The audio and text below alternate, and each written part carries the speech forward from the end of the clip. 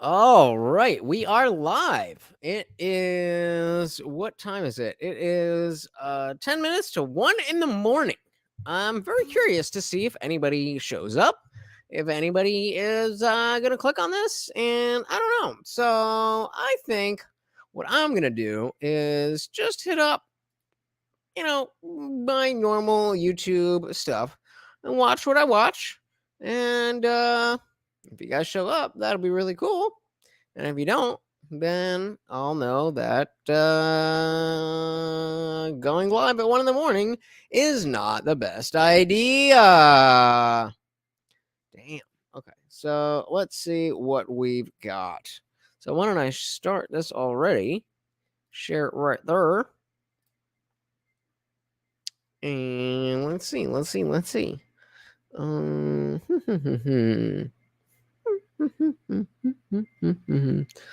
Spoilers for that. Should I? No, I'll watch that later. The war room. Nah. Who's here? Who's here? Let me know who's here, so I know if there's something fun we can watch. Oh fuck yeah, watching that. We watching that. Revolvement in the building. What's good? Yo, come up on the panel, motherfucker. Hold on. I'm trying to get some. I'm getting some videos. I'm just gonna play some videos and see how long we last. And hey, we got JH in the building. All right, I doubt we're gonna watch. We're gonna stay that long. Let's do it, baby. All right, where are we? Okay, so real quick, wow, 4 people. I feel so amazing. So then I'm gonna skip that one. So this is actually something I've wanted to do for a significant amount of time. There is this show, The Atheist Experience. It's just a regular call-in show. Don't say that, revilement. You are in fact very smart. If you're here, you're smart. You're doing something that is more than dumb people do. But there is this show, The Atheist Experience, where there's 2 atheists and people call in, and they the premise is you call in, tell me what you believe and why, and that's how the conversation goes. I have not watched this, so let's see what we got. James in New Mexico, pronouns are him, has a question for us. So welcome, James. How are you? Good. Hi, Matt. Hi, J. Mike. It's nice to see hear both of you. Thank you for taking your time to speak with me today. I appreciate it. Thank you. Sure. Thank you. Hey, what's going on? I've got an issue with, and I'm not taking notes now. I just want to talk to you. I have a mom and other family members that are fundamentalist Christian, and I'm an atheist. Jesus. So I walked in, found my brother dead here 17 years ago. Touched him. I was like, oh my goodness, I know what has happened. And these people have been nothing but problems to me ever since this has happened. So I wanted to ask some opinions from you all. So, real quick. Yeah, for real. The fact that Nate Diaz submitted Tony Ferguson. That's just crazy. I know I titled this. I should probably change the title because we're not really talking about UFC shit, but that was fucking crazy.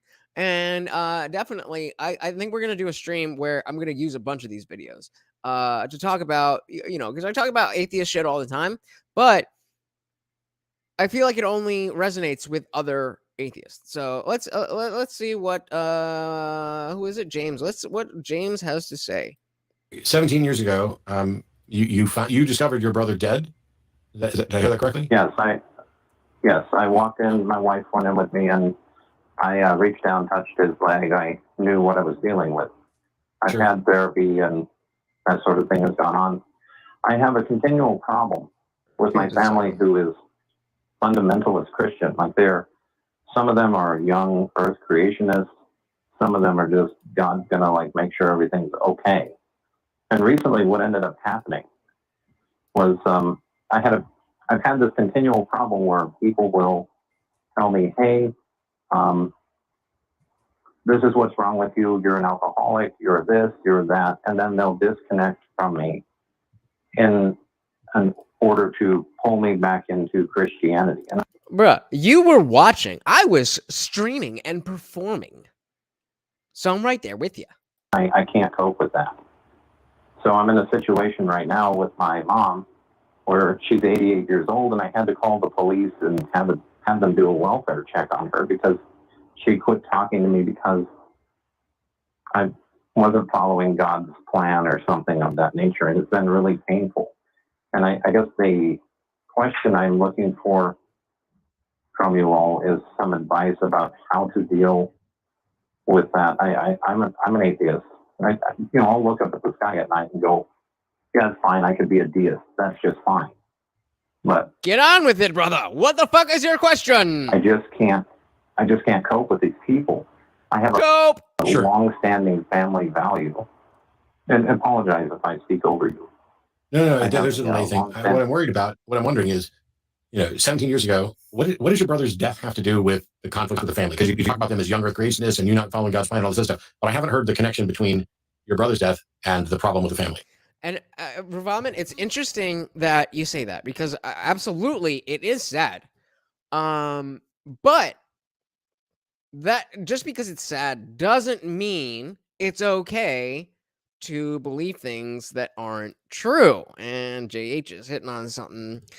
Now I'm just distracted by the fact that your profile picture isn't grapes, but JH is hitting on something very true. So let's see where James goes with this, because he's talking about his brother's death from a while ago and the stuff that's happened, but he's saying he's an atheist. He's calling into an atheist show. What's the hook? What's the catch? What's going on? Oh, my brother's death and the problem with the family is. This is a hard one to describe, Matt. Maybe you should have thought of that before you called into a show where you're supposed to describe it. They are absolutely certain they're going to see him again in heaven. And I'm like, no, this is really not going to happen. And they're all, well, if you don't follow God's plan, you will go to hell. Kind of thing.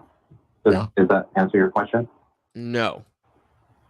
Well, it seems to me that from based on what you said, that they're saying they are expecting to see your brother get in heaven, and you're telling them that they're wrong. How do you know they're wrong?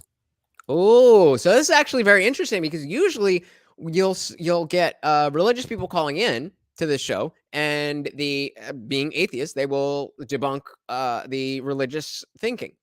But as I often talk about how I am an agnostic atheist in the sense that I don't have a firm belief that no God exists, but simply that I reject the notion and I simply don't have a belief in a God or gods. So this is being flipped around, and now we have an atheist who believes that he is a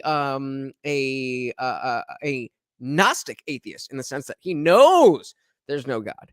And so in being intellectually honest, Matt Dillahunty, pirate dude over here with the pink, is holding him to account and saying, how do you know? And that is something I really, really like about this show, because it's not just about dunking on people who believe in stuff. Well, no, I'm not telling them they're wrong. What they're saying is if you don't follow our plan or you don't do what we say, we'll take it out on you, which is going on right now. That's the reason I called today. Take it out on you how? Withdraw familial support. Cool. Okay, that explains quite a bit. Well, I'd missed that. He said that explains quite a bit. I was reading JH's comments and glossed over his brother's death. No problem, because he's an atheist. Seems well. Yeah, dude, definitely check them out. Like, they do every Sunday. Like, this is a clip from the Sunday show. So every Sunday, which would be today. So tonight, they do a show and they clip it up. But like, seriously, those of you who know, I have a very religious family. I spent a lot of time trying to talk to my dad. Talking to my mom about religion was a no-go, but talking to my dad about stuff and getting him to understand my position was very difficult, because every conversation we had was an attack on his personal religious beliefs. So what I did was gather a playlist of a bunch of these calls, and then we were able to explore the beliefs and the reality and the whatever of these calls and deal with other people's beliefs. And so maybe there's overlap from what my dad believed, but because we weren't talking about his beliefs, it was a bit more accessible. You don't have to answer this. I'm not asking this to be. Oh yeah, I wanted to back that up. Withdraw familial. That's the reason I called today. Take it out on you how? Withdraw familial support. Cool. Okay, that explains quite a bit. You don't have to answer this. I'm not asking this to be a dick or anything else. Are you an alcoholic? Yes, I am. Okay. How did he know that? So when your family uses your alcoholism against you, that's toxic. When they try to withhold their love or interaction because you don't agree with them about God or what happened to your brother, that's also toxic. If it were my family, I would stop speaking to them. I would have no more interactions with them because I would rather live my life without toxic people in it than I would to be miserable and let somebody else have that sort of control over my happiness and well-being, because none of that is love.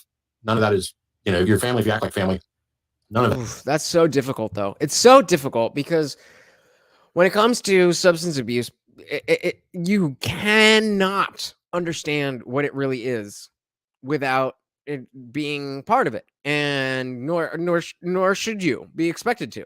But there's that cognitive disconnect, and it makes it so hard. The people who, that's why they have Al-Anon, because it really is something to deal with when there's somebody that you love who is screwing up their life, addicted to this, that, or the other.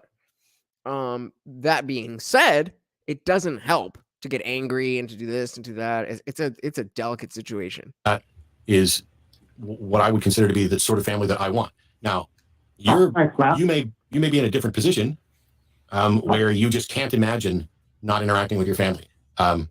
I don't know. I mean, I would recommend calling the Secular Therapy Project. But if I don't care if somebody's blood related to me or just a friend, if they're not going to interact with me respectfully, if they're going to be a toxic influence, they can fuck off. I don't. This is precisely why I was talking about when I went to lunch for my dad's birthday this past week, and 2 years of holidays I was disinvited to. I was expecting a little bit of just acknowledgement from my siblings that, like, hey, we're all jabbed and we kind of put you through some shit, but didn't get that. And, you just gotta understand that some people are not, either they don't understand your situation, or they do understand your situation and they don't care, or they don't see it in the way that you see it. So Jay says, my mom deals with this shit with my brother forever, and she knows she needs to put a stop, but can't. That's tough. It's tough. It's tough. I know. I mean, like I told you guys a million times, I've been there, and it is very tough. Doesn't make it okay, but it is tough. Need them. I don't want them. I don't care if they birthed me or not. I see. I come from a specific version of family where it is the most pinnacle important thing to never let go of family. So that's why that's manipulation right there. Helpful. It doesn't matter what version of family you were raised with. That is itself manipulative and toxic. If you're raised in a thing where it's like you're going to do whatever you do, you're going to put up with bad shit from family, and you're going to be with your family no matter what. That's a toxic family environment. I mean, you have to be able. You don't have to do it. You have to be able to cut off even your family, people in your life in general, but even your family. You have to be able, if necessary, to do that.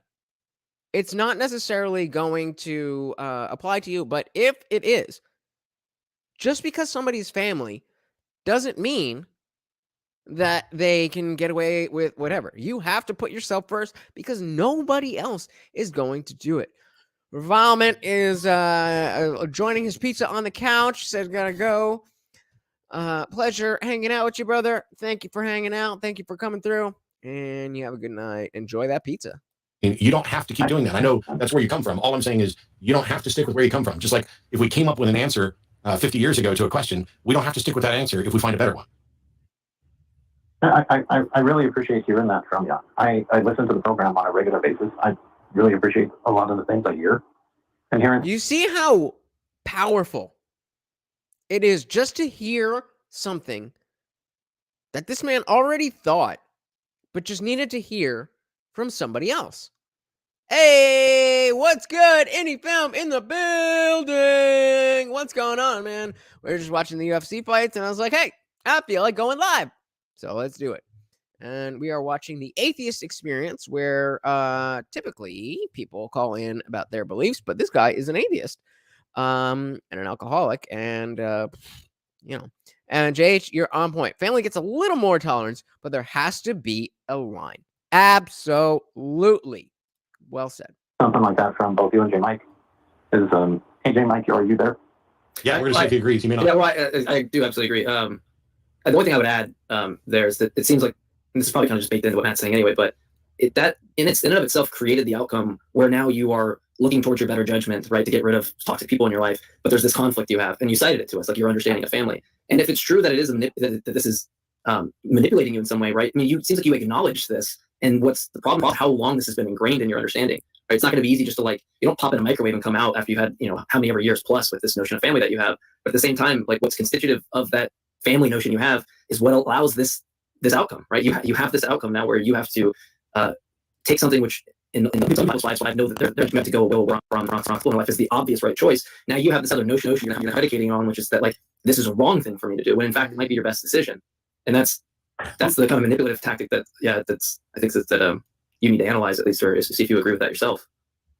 Yeah, J. Mike, and again, just having that's a big part of what I hope to offer you guys is I know that there's ideas floating around that maybe aren't super popular, but when you break them down, they just make too much sense.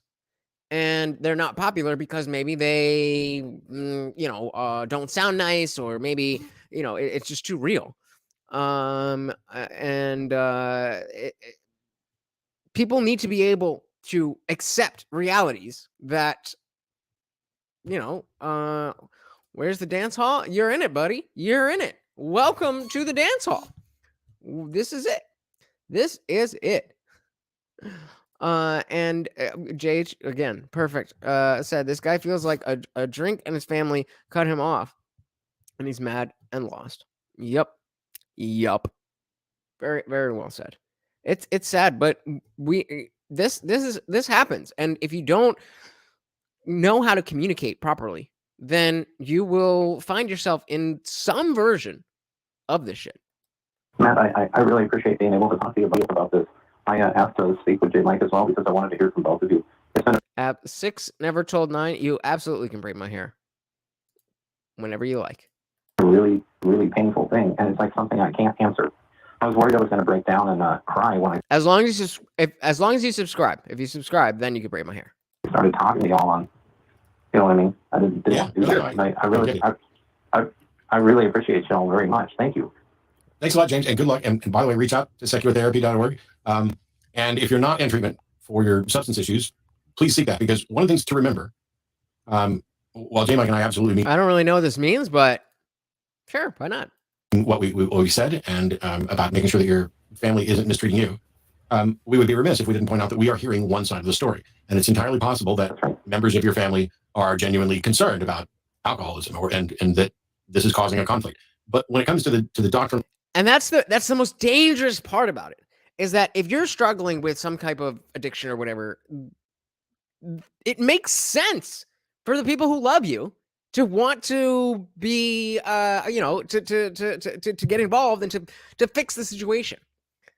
But if they don't know how to navigate, then it's not helpful. And it's sad because we need more people to understand how to navigate.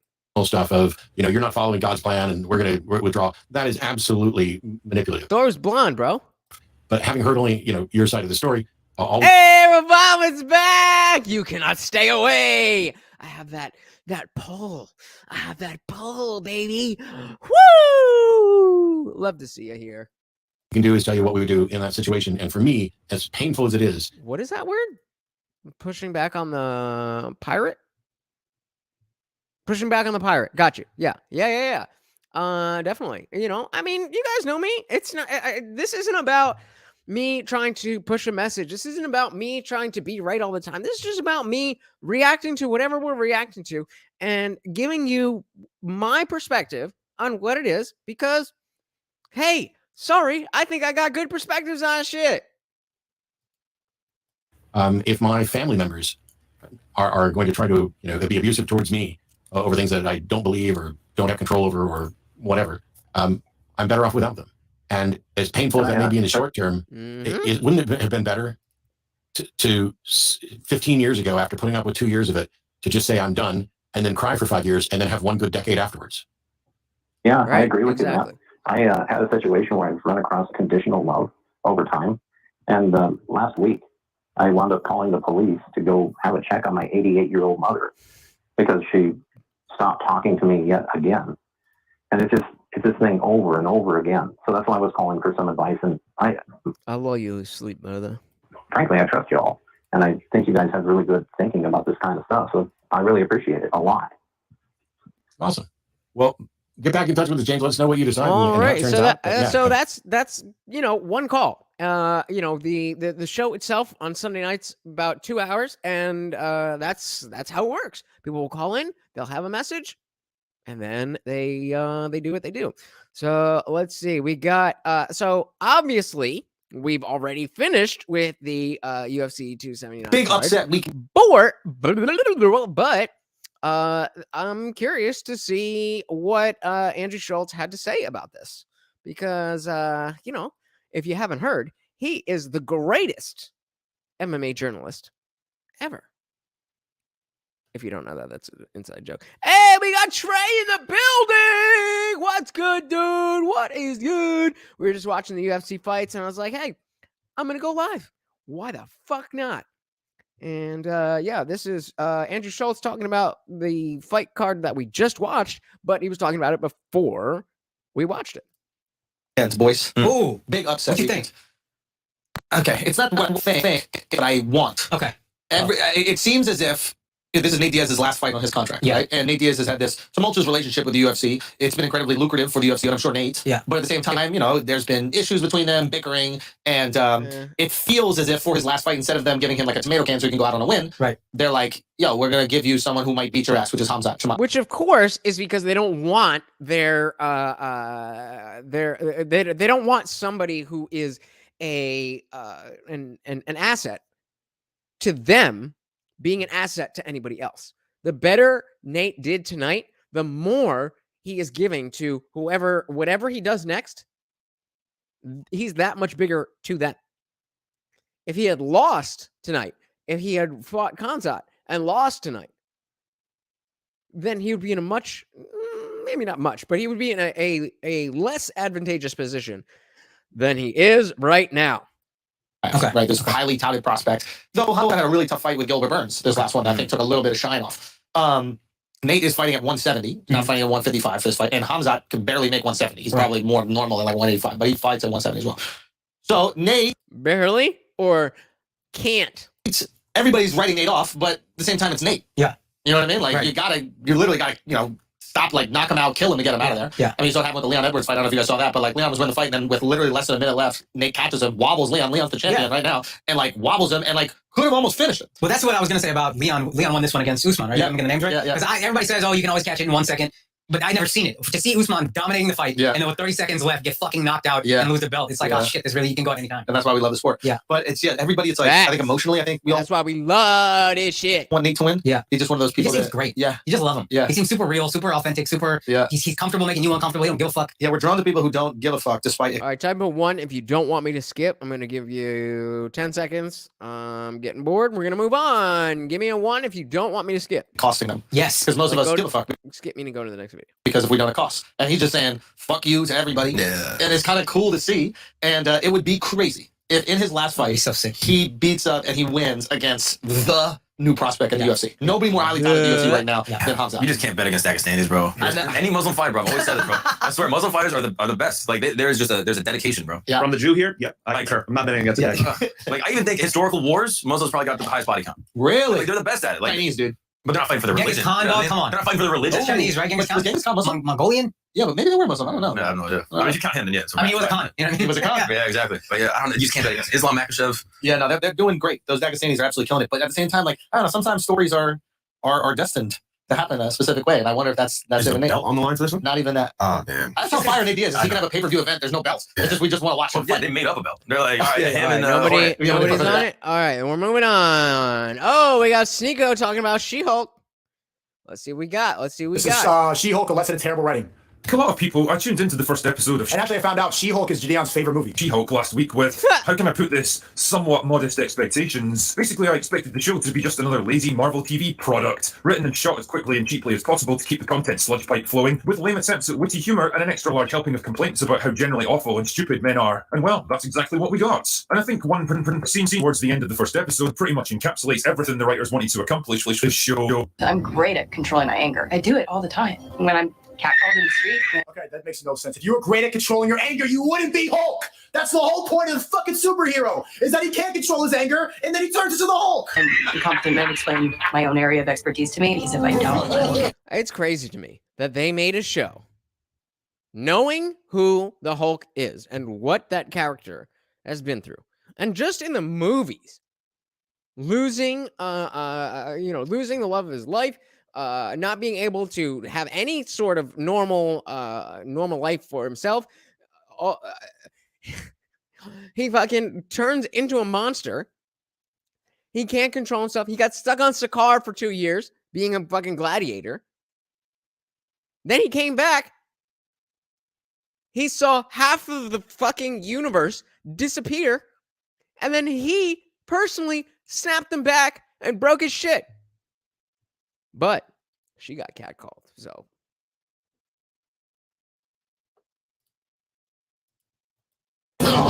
emotional, difficult, might just literally get murdered. So I'm an expert at controlling my anger because I do it infinitely more than you. Do you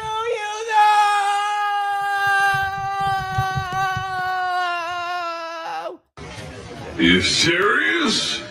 Oh no, this is actually Gideon's favorite movie. He called me up yesterday and said, bro, She-Hulk? This is the first movie that wasn't toxic in a long time. My goodness, whatever could they be trying to tell me here? Now, as tempting as it is to sit and mock She-Hulk for its awful writing, cringy dialogue, flaccid CGI, heavy-handed gender politics, amateur acting, nonsensical editing, and terrible pacing, but don't worry, I'll come back to that in another video. Believe that! I actually wanted to use this show for something positive for a change, because the more I think about it, the more I realise it's basically a textbook example of how not to structure a story and how not to develop a protagonist. So why not turn it into a bit of a learning experience for... Is there anybody here who cares about spoilers for She-Hulk? We can also move on. All of us. Grab your pens and notebooks, dear viewer, because it's schooling time. Now, as hard as it may be to believe, it is actually possible to make Jen's infamous rant function in context. But I'm great at controlling my anger. The problem with this episode is twofold. One, it doesn't actually show us any of the things she's complaining about, and two, it fails to establish Jen as a sympathetic, likable character that we care about. That's my biggest problem with the, Marco 7U, I will definitely do that. So that's my biggest issue with the show. It's not that it's like ham-fisting feminism and whatever. Like, I knew that they were going to do that. But the writing is just so bad. It's not just the political, ideological tilt to it. Like, even when they have the guy who's supposed to be like, you know, the nice guy, it's like they're in a conversation. It's like, well, how does that make you feel inside? Hey, tell me you've never had a conversation with a guy you like who is of any type of status without telling me. Seen Drinker once when Ricada. I mean, I do love Ricada. I don't know what seen Drinker once when means, but Ricada Law for the win. Writers wanted a big emotional payoff with this scene, but they were either unable or unwilling to give us the setup that it needs to work. So let's explore how and why they failed and how they could have done it better. The problems begin in the very first scene, where Jen's rehearsing a speech that she's about to give in court, and her two co-workers are mansplainer, right? Listening in. Now, naturally, her female companion is positively brimming with praise. Maybe you should smile. Which you actually should do if you are a prosecutor and you're giving your opening argument. You should smile. No? And the other guy's mansplaining, right? That's the premise of the movie. I mean, this girl just can't say enough good things about her, to the point where basically woman good, man bad. It becomes almost uncomfortable to watch. But pay attention to the scene 007, because this is the very first time we meet our protagonist. It's the first chance we get to assess her demeanor, her personality, her mannerisms, and even her work environments. This is where the writers need to establish her as someone likable, someone relatable, someone the audience can become invested in. But how to do this? Do they give her razor-sharp dialogue, a witty, fun, charming personality that you can't help but warm to, maybe work in a few little flaws, insecurities, no, she just acts like a cunt, and shortcomings to make her more human and relatable? No, they just have another character straight up tell us how amazing and smart and capable she is. She's fierce. She's a girl boss. She's crushing it. And that's the thing. It's not that, again, it's not necessarily that it's so cringy with the ideology. It's just that it's badly written. It doesn't trust the audience to form their own opinions about this character, so it just straight up tells you what to think about her. She's great because we say so, okay? Don't question us. This kind of thing is a hallmark of weak, insecure writers who don't have confidence in their own work, and it's happening more and more in Marvel projects these days. Like Maria in Captain Marvel, who feels the need to tell the audience that Carol Danvers is funny and crazy and kind, despite the movie showing us the exact opposite. Or Loki telling his female counterpart how they think we're stupid, so they just spoon feed us Twitter opinions. They don't take any risk with the writing. They don't want to lose their investment, so they just think we're dumb, give us stupid content. Here's the problem, though. There's too many, I don't want to say of you, specifically you, but there's too many of us who are that dumb and do watch this shit and eat it the fuck up.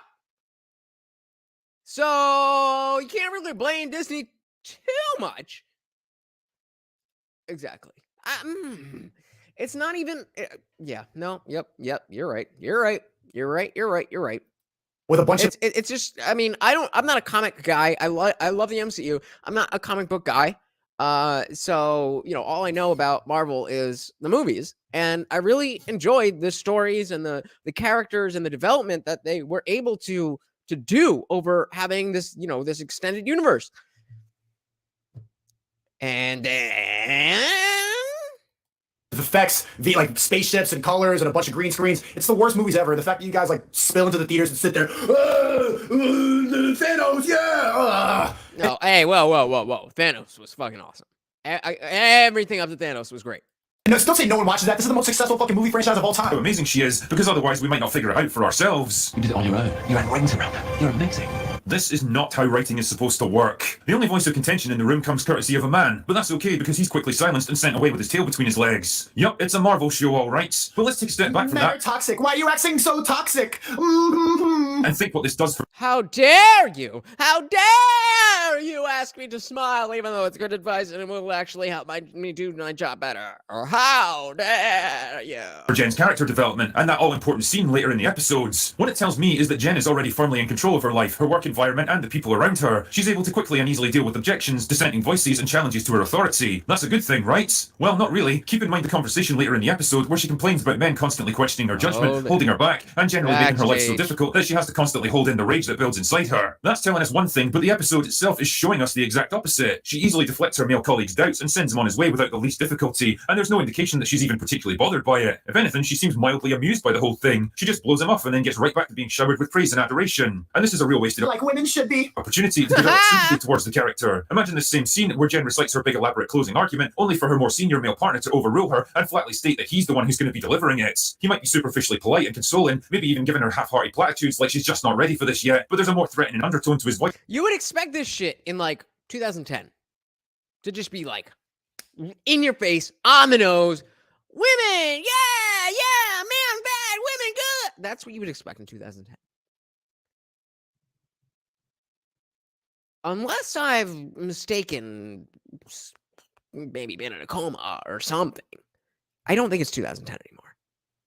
I mean, this is fucking cringe. So that we know exactly what he's doing and why. Man bad, woman good. We get to see her excitement and enthusiasm turn into crushing disappointment as she realizes she's been held back from yet another opportunity. Now imagine how much more sympathy you'd feel towards her as a character. I mean, nobody likes to see good people getting crushed and sidelined, and instinctively you'd want to see her succeed. Facts. Indie Films has never read a comic. The MCU started with protagonists going through problems and then pushing past them. Now, everybody is just already awesome. Fucking Miss Marvel, it was just in her family. Fucking She-Hulk, of course. She saves the Hulk. And then just gets to be, in her words, better than him. I mean, I really, really, really hope that, much like in 2008, there's no way you would have been able to foresee what Endgame was. Oh, I am hoping that Secret Wars is something half as good. Because I wasn't into it. I didn't know the MCU was the MCU until, like, Infinity War. I was just thinking they were individual, like I saw like the X-Men movies in the 2000s, like the Spider-Man movie. So I didn't realize it was a connected universe where there was like stuff going on and connecting this and Easter eggs. So I was just like, another Thor movie? Like, what the fuck else can Thor do? I get it. Good guy comes to save the... But then I learned. But it was too late. Luckily, I got to see Endgame in theaters.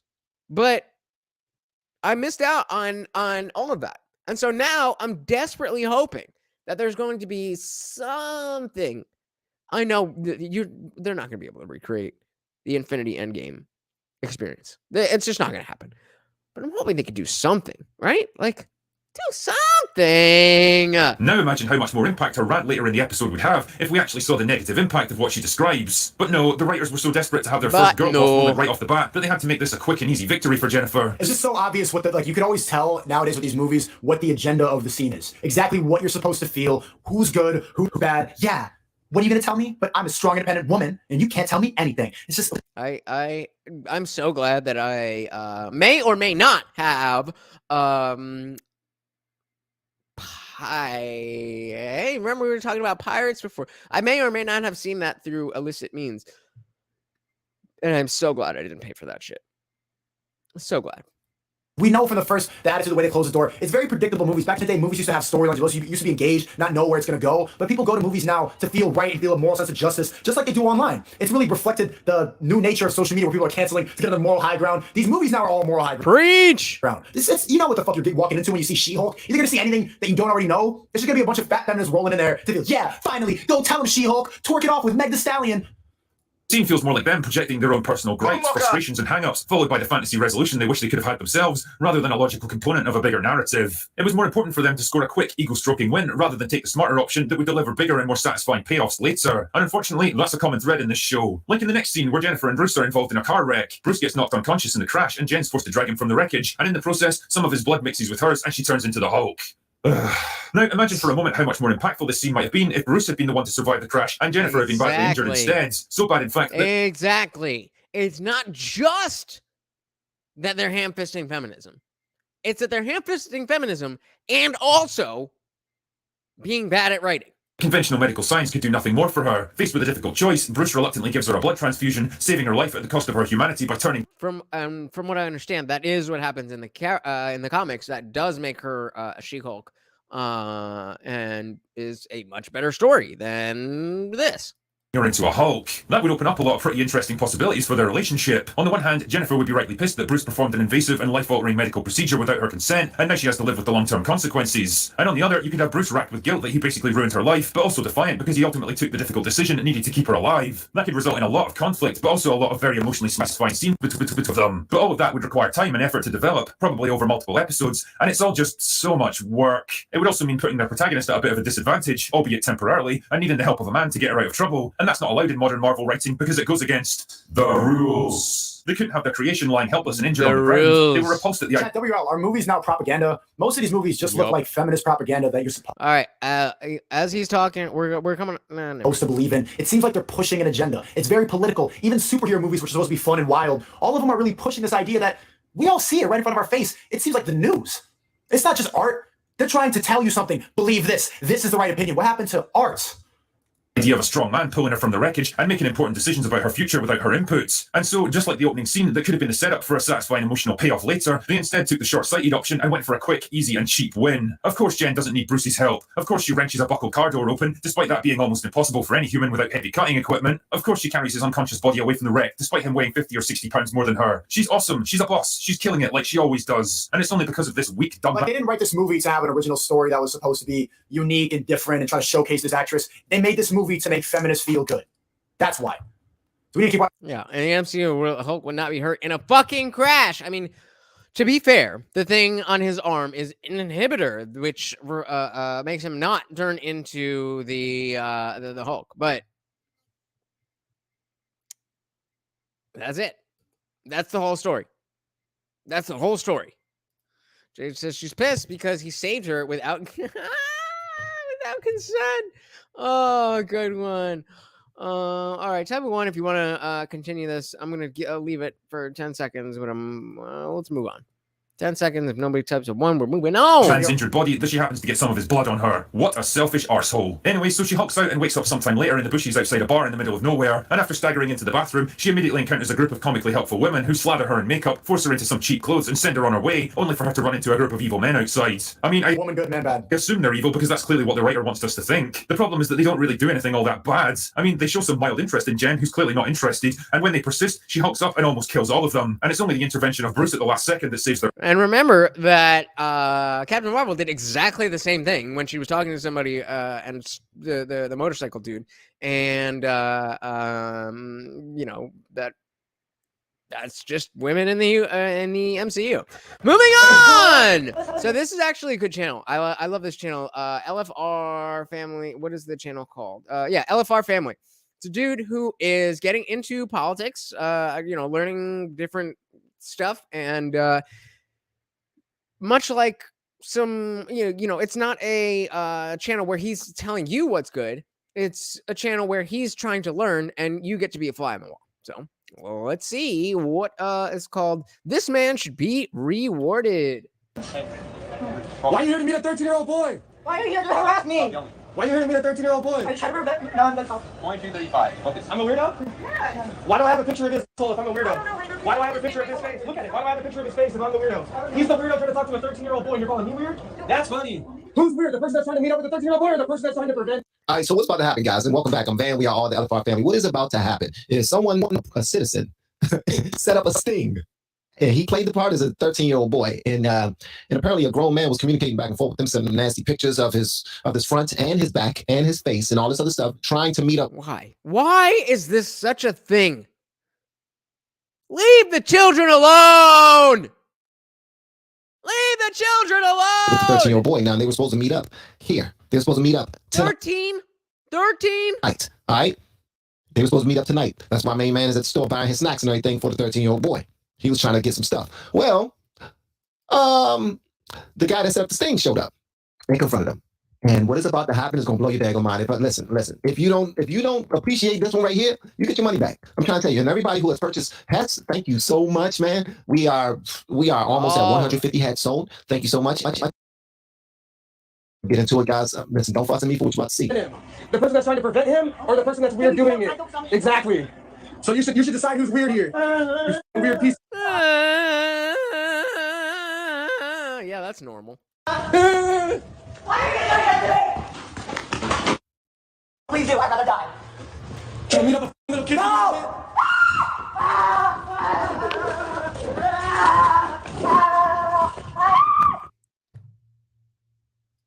What in the fuck is going on? What is happening in this world? What is going on? Yeah, should I skip it? We'll skip it. Well, yeah, we're already okay. Give me a minute here. We need to discuss mental health after this. That's what we need to do. We desperately need to discuss mental health after this one. Oh, wait for it. This coming is getting worse. Watch this. Can I just go poop?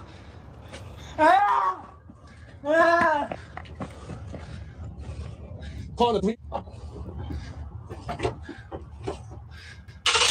All right.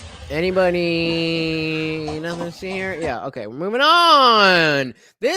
And for those of you who are regular viewers of the channel, welcome back. if you're new, this is not usually what we do. Usually I have a topic and we go through things, but I was watching the UFC fights, I was drinking a little bit, and I said, hey, I want to talk to my people. But I would love to be able to do streams where it's more a little bit like this, where we're just like, all right, what's good with this? What's good with this? What's good with this? What's good with this? And just start a bunch of different conversations. So if you are a regular viewer, and you prefer this style of just like boom, boom, boom, boom, boom, well, let me know. So moving on, JH tells us not much here. On a story we've been following, officials at Brigham Young University now say there is no evidence that any racial heckling happened during a volleyball match against Duke University last month. BYU Athletics initially apologized to Duke and banned a fan accused of shouting racial slurs. How's everybody doing? My name is Anthony Brian Logan, and today I bring you an update on the BYU Duke University volleyball game and the alleged racial incident. Now, I covered the story a few days ago about a young lady. She's a black woman, I suppose, 18, 19, 20, something like that. She's a sophomore starter on Duke's volleyball team. And when Duke went to BYU, which is a Mormon school, I suppose, out there in Utah, he says that there was a fan or somebody in the stands who was shouting out racial slurs to her every time she served. That was the allegation. And right when the story broke, I'm like, you know what? This is probably not right. And even back then when I saw it, there was kind of an investigation that had been going on. They didn't see the evidence of it. So even back then, they said it probably didn't happen. The campus police said it didn't happen. Now we have a full investigation that says that that particular story did not happen. Now before. Wow. You're telling me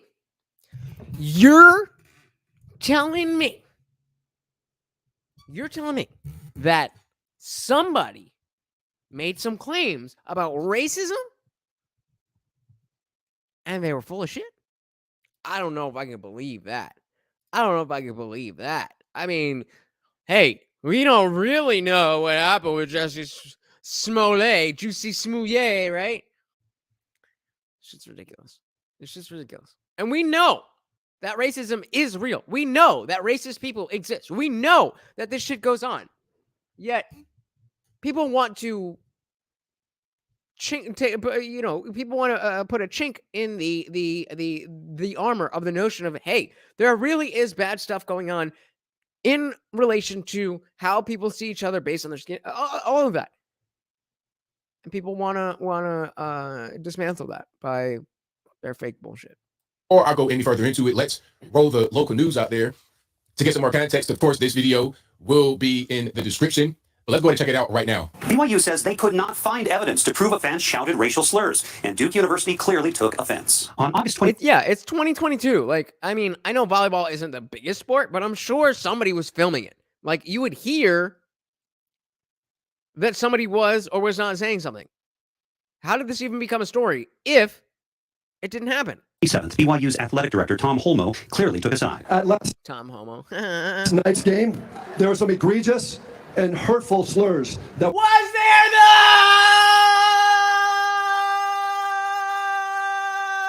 though were directed at members of the Duke University women's volleyball team. That was after talking to Rachel Richardson, the sophomore volleyball player, went on camera for ESPN last week. I've just seen it as an opportunity to raise awareness for the fact that racist incidents such as these, they still are happening. If you are they though?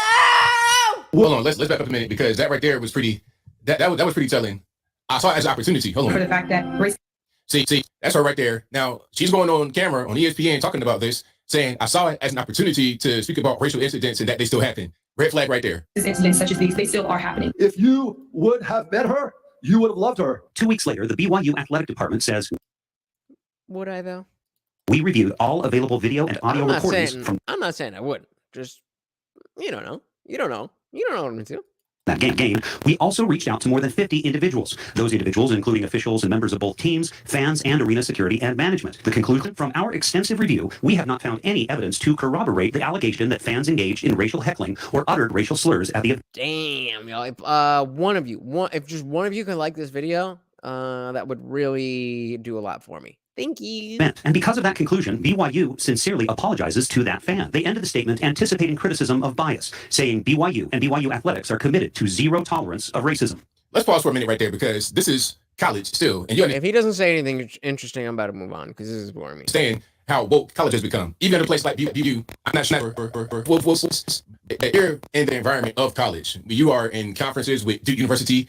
You got to be really, really aware of racial incidents and take them very seriously. So if there was a situation that happened, all right, we get it.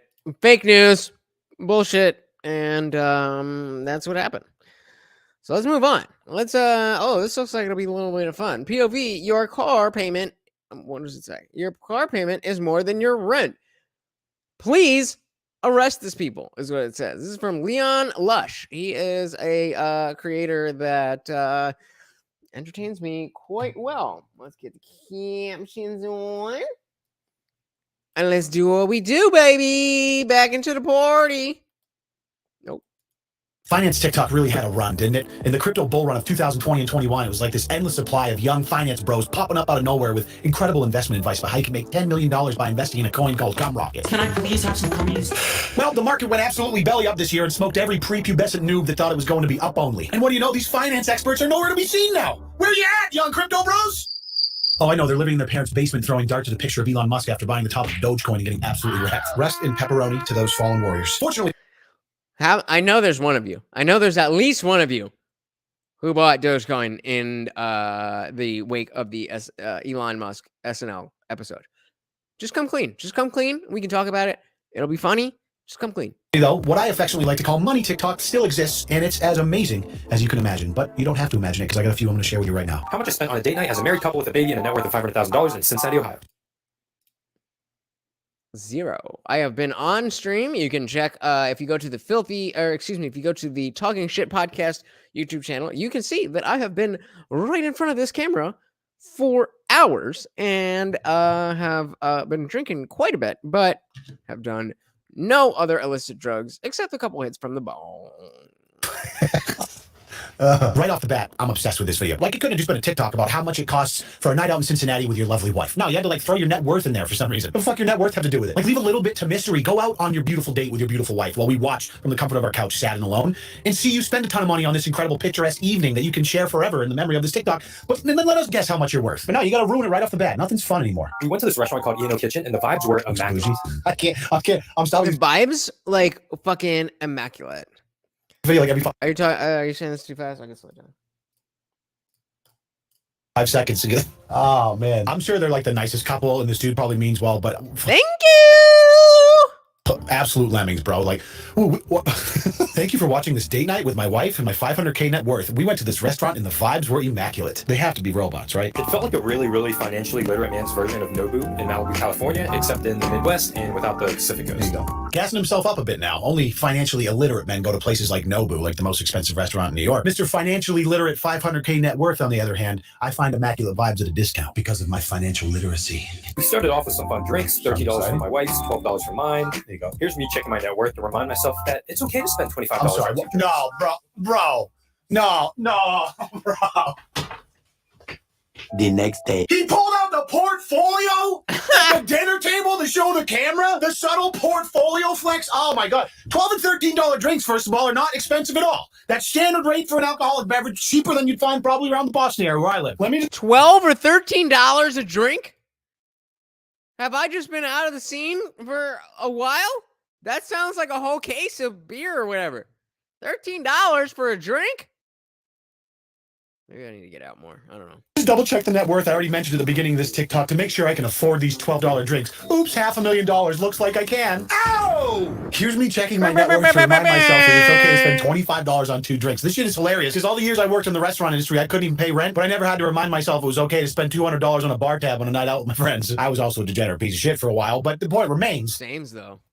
Absolutely clown world, man. Look how cute my wife is. I'm so blessed. The vibes are immaculate. I'm so blessed.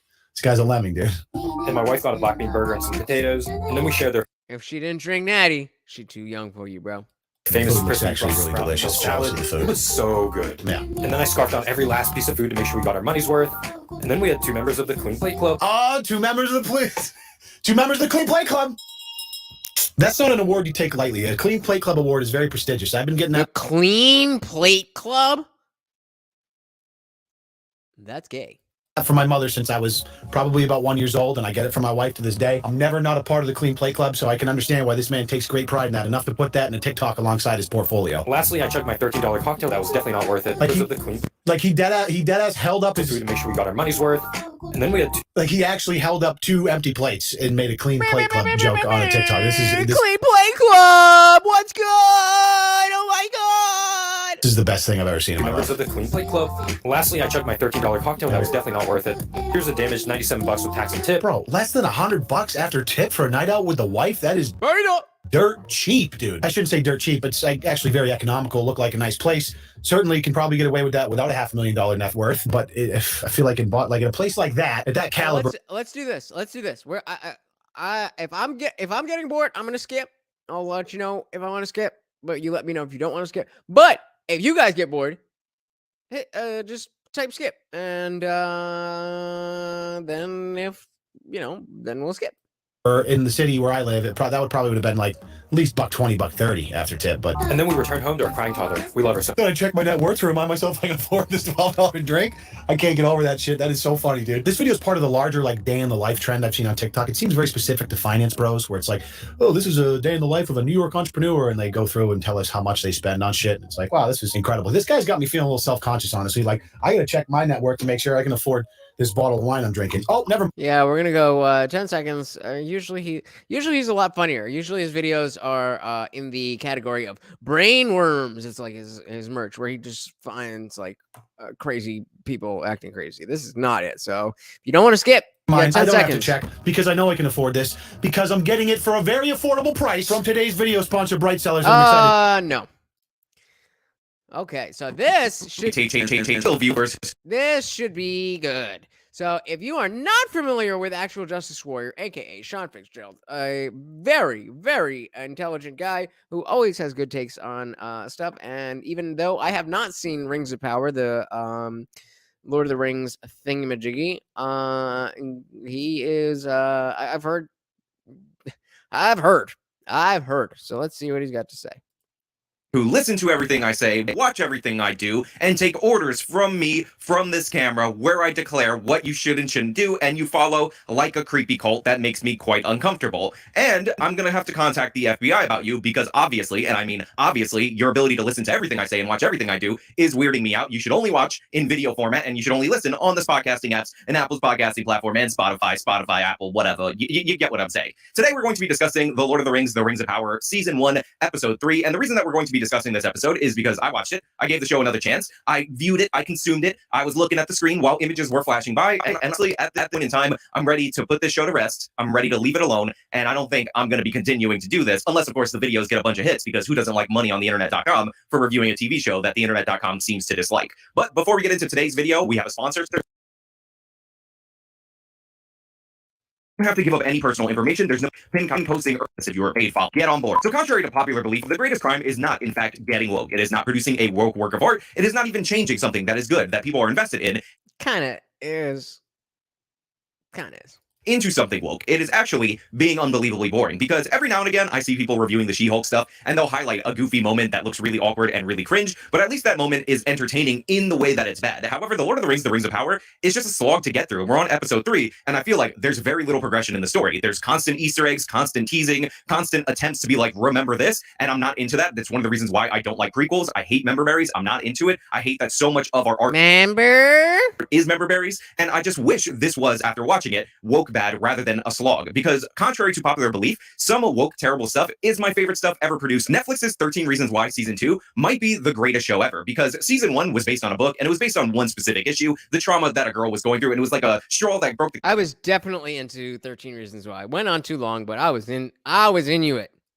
Camel's back, but here's all the other straws kind of tale, and it was bland, it didn't handle the issues well, whatever. But Season 2, once they ran out of book material, they decided to make about all of the causes. You had a character in Season 2 that was race swapped into a Hispanic, then turned into a gay, then he started dating a black man, which meant he had to deal with the racism against black people, and then it turned out he was also an illegal immigrant, so there's actual scenes in the show where his family gets deported, but the way that they get deported is so hilarious. He shows up to his own house, and the ICE agents just yank them out of the home so quickly and so carelessly that the food that they were cooking for dinner is burning on the stove, because I don't know if you know this, guys. I don't know if you guys are aware of this, but the way that America treats illegal immigrants, really bad, really racist, really terrible. And this was a show produced in the era of Trump. So you have to see that ICE agents are so savage and inhuman that they would actually let a home burn down because they couldn't even turn off a stove because they snatched these people up from their homes. That's how nasty they are, even the little children. And that's not even the only cringe thing that happened in that season. Every single character has a bunch of woke nonsense attached to them. For instance, this character, turned out he was a bad person in season 1, so of course he got addicted to drugs, opioids to be particular. And the reason why it was opioids is because opioids is a thing in the United States of America. Now, he already had an abusive family, drug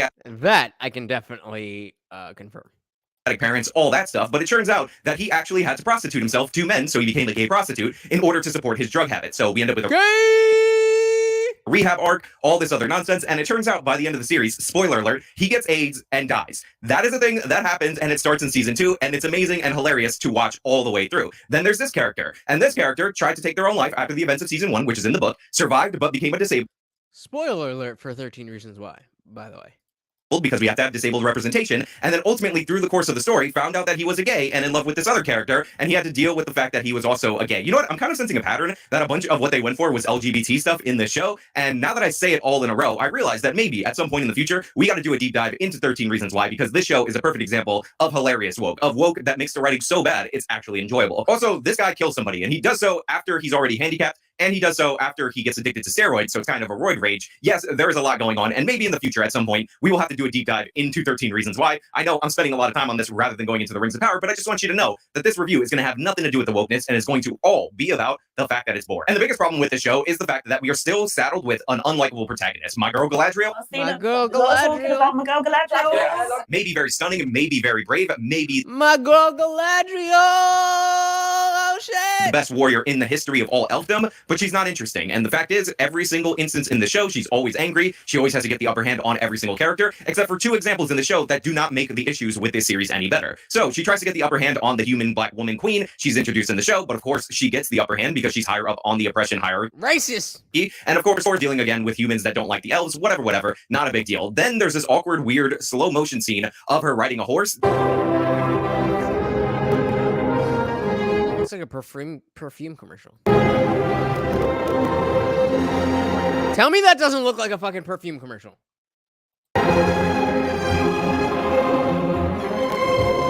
Christian Dior.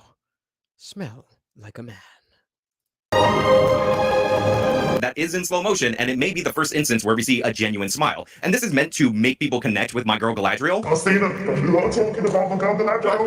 But the problem is, of course, with this scene is that we're just building cliche after cliche. How many times have we seen this strong female protagonist in a series that never has any faults or anything like that, always gets the upper hand of any exchange, doesn't really feel relatable to the audience, and then all of a sudden they like animals. This is one of the reasons why people don't like this character, because this is essentially a fan insert character if you were a girl who liked Lord of the Rings, and it's skinned with a character that actually exists in Tolkien's lore. Now, I've said it multiple different times on this channel, I'm not an expert in Tolkien. How many of you guys are into Lord of the Rings stuff? Like, I'm not just asking if you've seen it, like if you're like a fan of it.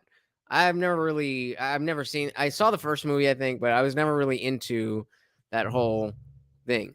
I was just fantasy stuff never really tickled my fancy until, of course, I saw Game of Thrones.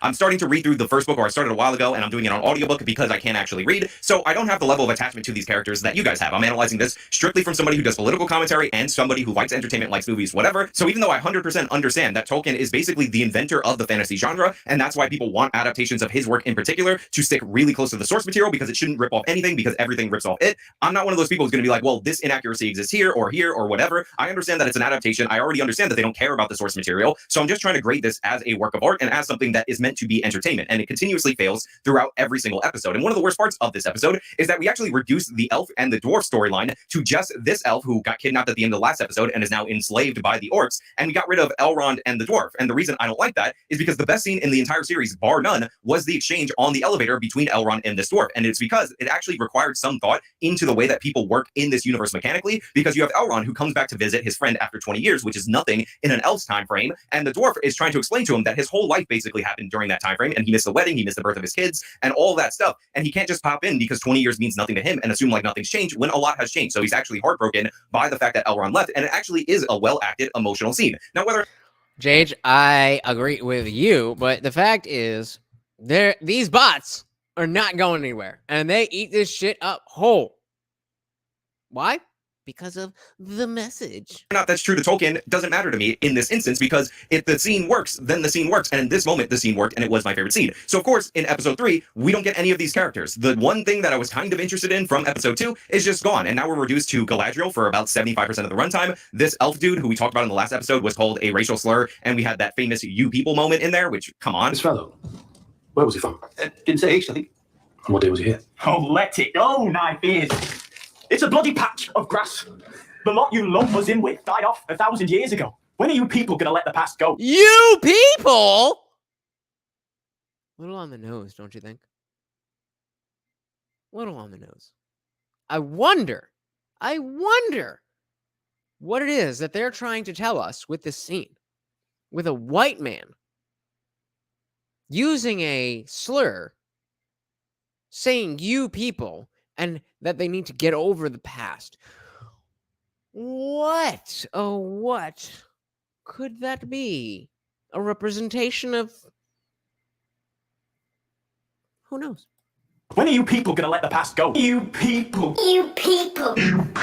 You people. And you people! The Harfoots, which honestly, I really don't want to talk about because it's my least favorite aspect of the show, but unfortunately, we're going to have to get back to that a little bit later. So, first and foremost, you have your main storyline. This is the Galadriel storyline. She lands in this new kingdom. I don't know what it's called. Again, not an expert on Tolkien, not trying to pretend that I'm an expert on Tolkien, and I can barely pay attention to this series without falling asleep, so if you think I'm going to remember names that were said over and over again throughout the course of the show, then you're wrong. Go to a different review. She shows up with this guy, and I'm going to call this guy... Thank you guys for the likes. I appreciate that. I'm the bad guy of the series because I'm 98% sure that this guy is Sauron, because in the middle of this episode, for no particular reason... Oh, we got Dr. Evil Genie. He's still alive. He's alive and well. He's still going. Maybe he'll hop on, but, maybe not. He just killed people that attacked him, but he did so in like a superhuman kind of way that was really aggressive, and he was trying to steal a pin that allowed you to forge stuff, and considering this is called the Rings of Power, and it's supposed to be about the forging of the Rings of Power, including the one true Ring of Power, this guy with the evil-looking face clearly and obviously looks like he's Sauron to me. They mentioned another character in the elf storyline with this guy.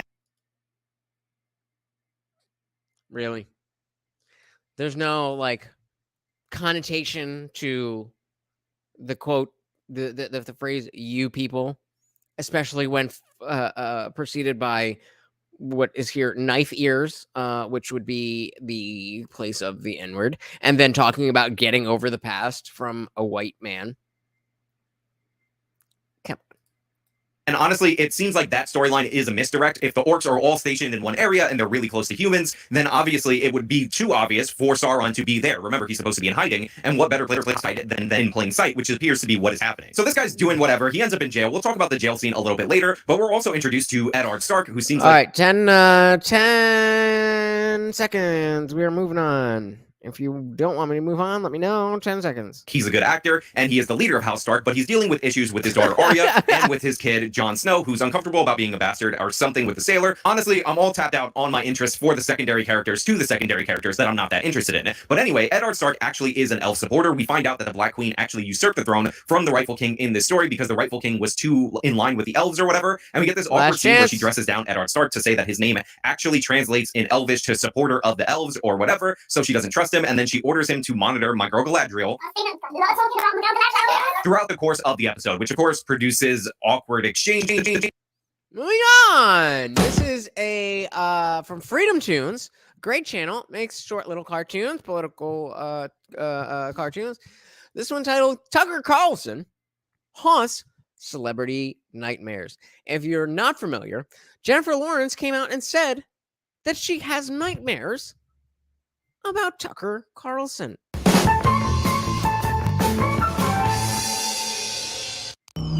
No. Sleep paralysis? Not again! No! Not you! The left doesn't want you to know this, but when you die in your dreams, you die for real. Get it? Like fucking Freddy Krueger. Oh, Jesus. I don't know what this is going to be. This is called Guess My Weight from The Cut. If you're not familiar with The Cut, they do social experiment type shit on a white background, and let's see. Breasts. Yes, I do. I know that they probably carry some weight. They do. We have back problems. Is she talking about her titties? I do. Very bad. We asked people to guess how much strangers weigh. My name is Faith. Deontay or DJ? I'm Jasmine, and I'm here to guess the weight of some folks. How does that make you feel guessing other people's weight? Women, not so well. Men, I could care less because they're men. They have no feelings. Really?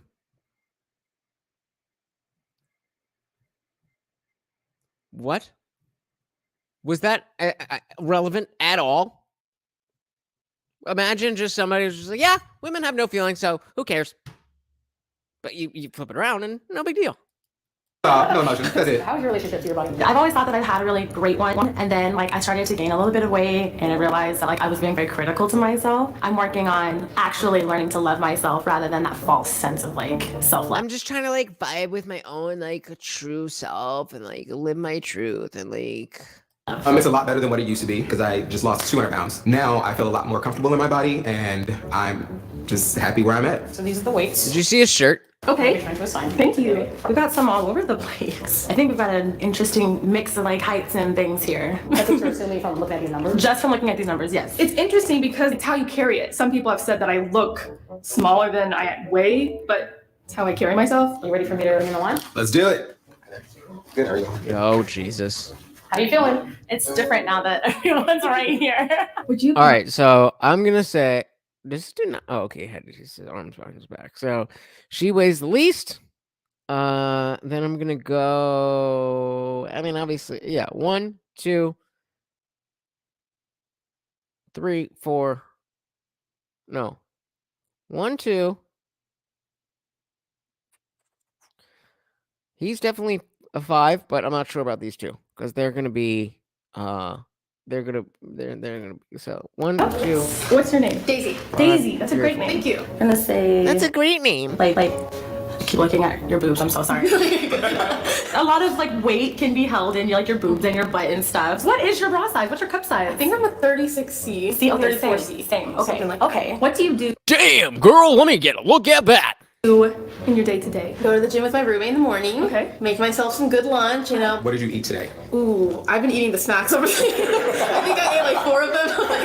I'm gonna go with like my safe bet here. When the pants, when the waist of the pants are above the belly button, red flag. Red flag. Because you can see that her belly goes all the way down to here. This is her waist. Her pants are up here. And this is restricted with a belt.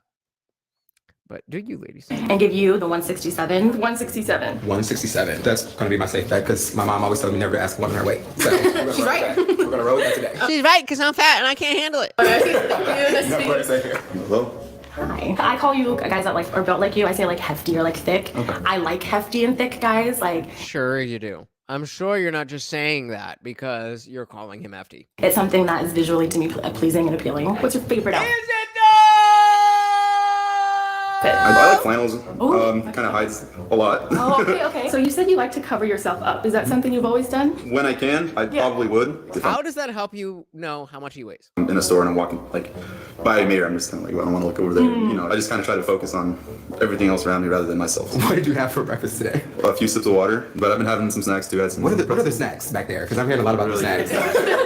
I'm gonna give you 245. 275. I'm going to go with 245. Why'd you give me 245? Just because your height and weight is distributed. So Thank you. you're welcome. Hey friend, come on forward. So do you do any like physical activity or sports? She actually, if I had to guess, based on my height being 5'4" and seeing what I would guess that she was closer to 5'5", 5'6", but especially if that is the lowest option. And she's not like huge, so if one of them is the lowest, it's definitely her. And if 167 is the lowest number, she's got to be 167. So she can't be 5'3" and 167. I think. So do you like to stay fit? Do you eat relatively healthy? Absolutely not. Cool. Okay. Yeah. Absolutely not. I'm totally proud of that, and you can tell by my rainbow suspenders. You happy with your current weight? Not really. What would you change if you could? Just be thinner. I'm kind of coming to terms with the fact that like my body will never be how it was. How is your relationship with your body? I was kind of like closed off by my body a little. Like there was some shame and stuff for sure. For sure. Grew up in a very fat phobic house. For sure. And then kind of just like realizing that my body is the one I got. The other people sure seem to like it, so I should probably get on board. So did you find that you were feeling better about yourself from other people's validation? Okay. Yeah. It was one of those things where like How are any of these questions helping the actual number? if enough people tell me something and I just keep denying them, I'm basically just telling that many people that they're all liars. Leftism in a nutshell. Yeah.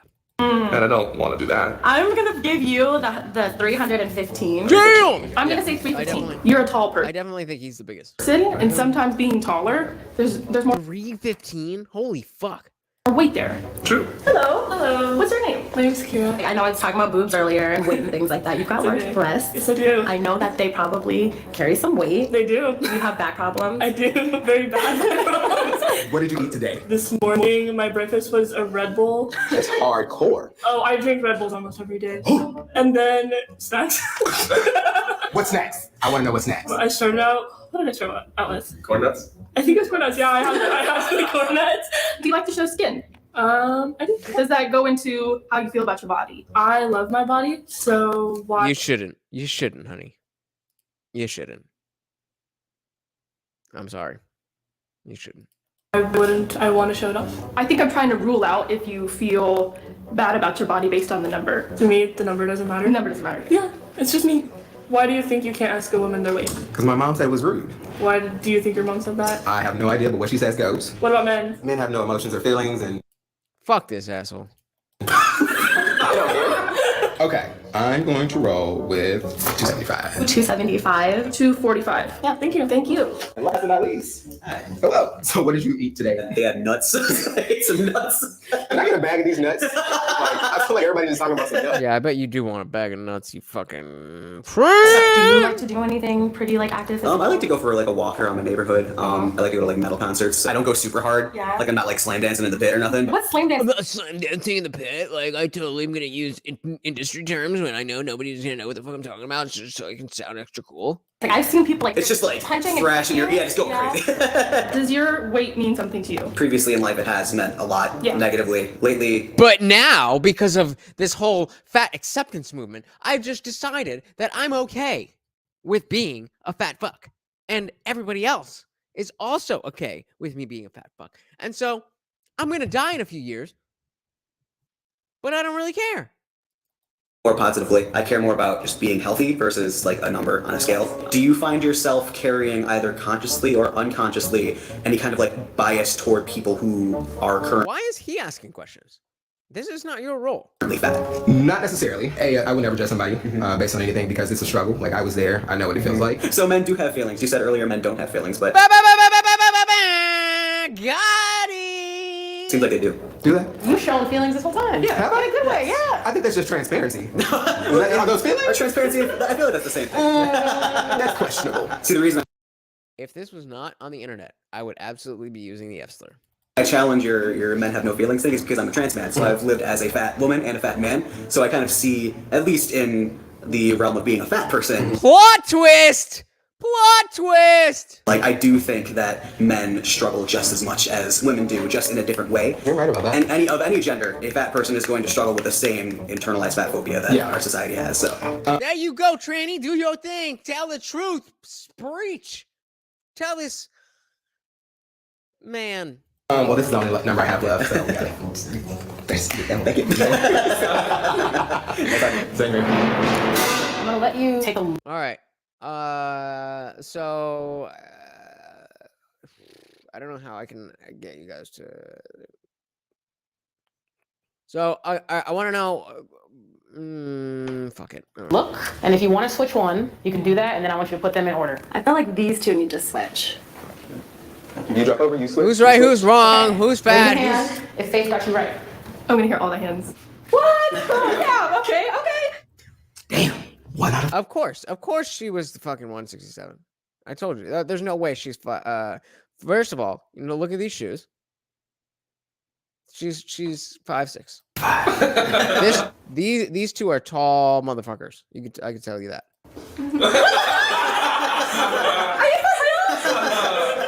No. Switch your weights, please, and then go ahead and get in the right order. That's why we don't guess weights.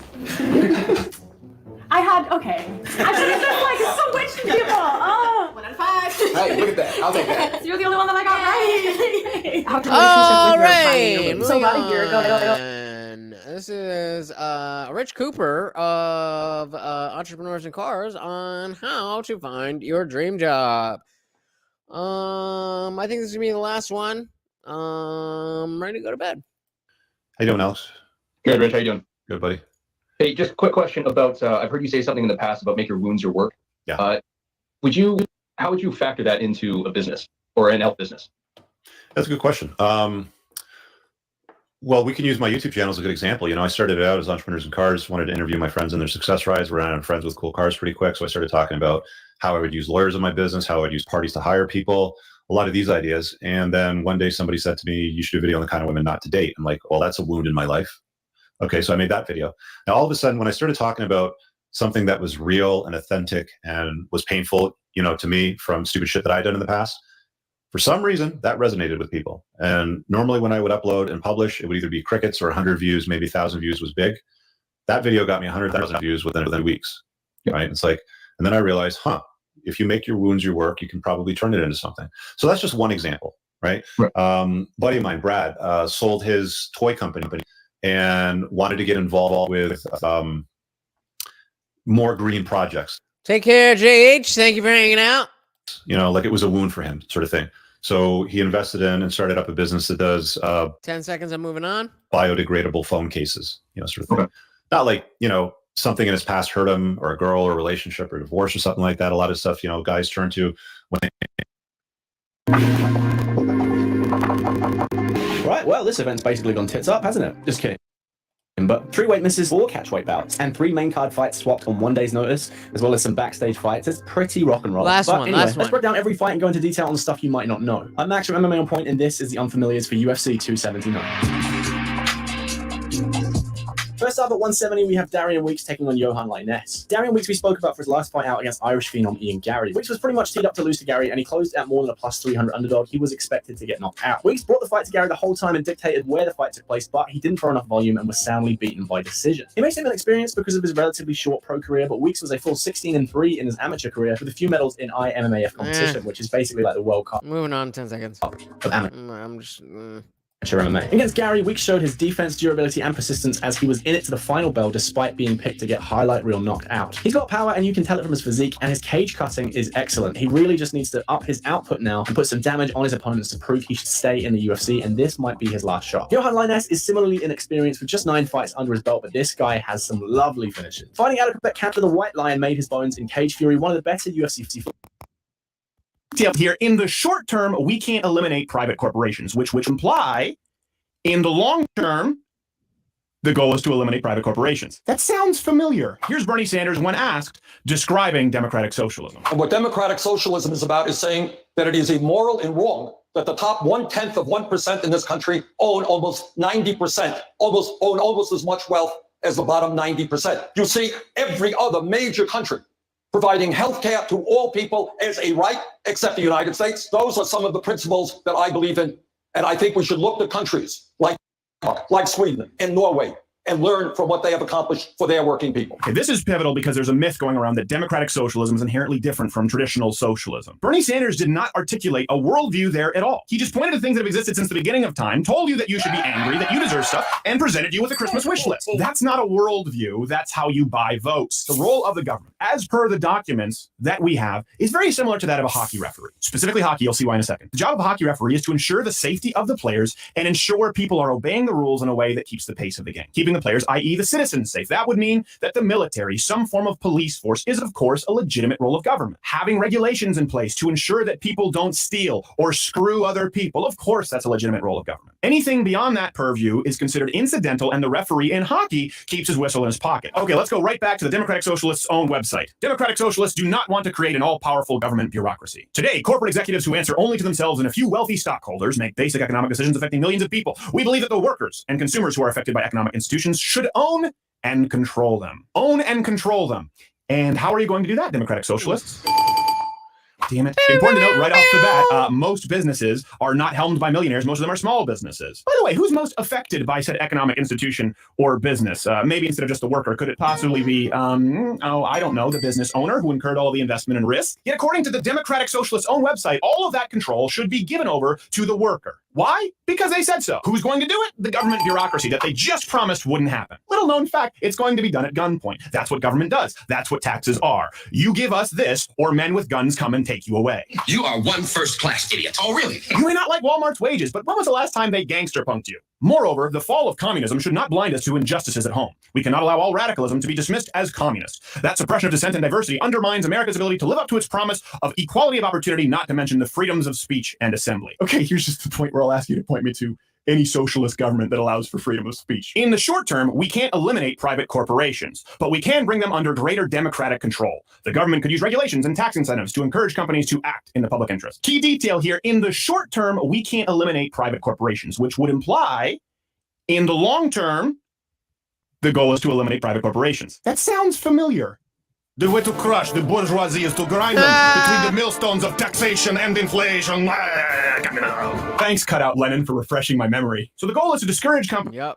On point, indie film. On point. And this is a throwback. I don't know when this originally aired, but clearly an old clip. From acting in the interest of you, the consumer, in order to appease the social justice worker, which is funny because it's counteracted by another point on this very page. We don't agree with the capitalist assumption that starvation or greed are the only reasons people work. People enjoy their work if it is meaningful and enhances their lives. So right before this, the Democratic Socialists tell you how they're going to force your company to produce and operate, and then in the very next paragraph tell you, oh no, but we believe that if people are left to their own nature, they truly enjoy work, specifically the work that we force you to do. People will love the forced work we give them. You will own nothing and be happy. Although a long-term goal of socialism is to eliminate all but the most enjoyable kinds of labor, we recognize that unappealing jobs will long remain. Wait, what? That doesn't sound good. They wrote that down as part of their platform? I don't like that at all. Is there anything more leftist social justice warrior entitled millennial than wanting to eliminate all the icky jobs? Jobs like septic cleaning, trash man, snow removal, basically any high-paying skilled job that millennials refuse to do as they pursue their 8-year degree in gender studies. These tasks would be spread among as many people as possible, rather than distributed on the basis of class, race, ethnicity, or gender as they are under capitalism. Rather than distributed on the basis of race, class, ethnicity, what? Nothing is distributed under capitalism. Watch Louder with Crowder Live. All right, guys, party's over. Fuck it, I'm going to sleep. I hope you guys enjoyed a little bit of hanging out. This is something that I'm looking to do a little bit more, just some free flowing. Hey, check this out. Hey, check that out. Let me know what you thought about it. Hit the comments. Definitely go in the description. There is not anything in the description because I just fucking decided to start streaming. But what I can do right quick before I dip out of here is give you the link to the Discord server. That is something that you definitely want to join. It's a lot of fun. The party never ends in Discord. So the link is in the chat right now. Make sure you click that, join, always partying with me. If you are not subscribed, make sure you hit the subscribe button. If you haven't liked it, it's free. Hit the like button. Share this with somebody. And if you enjoyed what we're doing here every Monday, Wednesday, Friday, 8 p.m. Eastern, I'm here. And, sometimes I just feel like streaming like I did right now. So if you're not subscribed, you're going to miss these parties. With that said, thank you guys for partying with me so late on a Saturday night. Enjoy the rest of your weekend. I am your host, Lutch, a.k.a. the Indian Jesus, here to resurrect the second coming of common sense. Until next time, guys, I am out of here. Peace.